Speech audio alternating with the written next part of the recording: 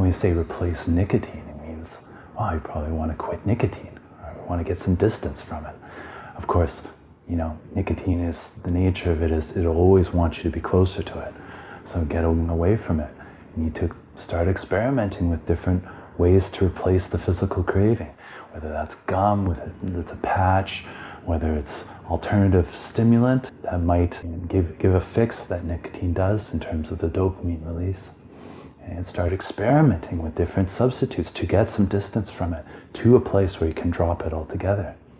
Another thing is to be aware of how easy is it to grab the vape or the cigarette or whatever you use to use nicotine. Is it in the environment? Are there reminders of it in the environment? Even the smell, that smell of smoke or vape in the air, how can you get rid of that? So you have a sort of a carefree environment. It's not a reminder that it's there. Part of healthier rituals, ensuring that it's at a distance, if you want it at a distance.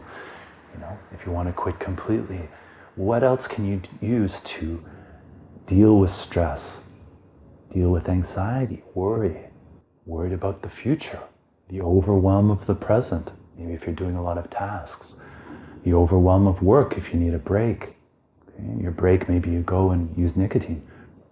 Well, what else can you do? Can you just go outside, have some water, have a nice snack? Okay? Maybe a cup of coffee. If we're having healthy amounts of coffee every day, we're not replacing nicotine with coffee. Okay? Some things to experiment with. Maybe a stress ball. Go outside, stress ball. Go for a walk. Walk the dog if you're working at home or something like this, if you're at home. Because nicotine is really to give ourselves a chemical to alleviate stress and overwhelm, and as a sort of an escape in the moment. So what else can do that? And what are some rituals and habits that are healthy, that give to us, rather than take away our long-term health and our long-term vitality?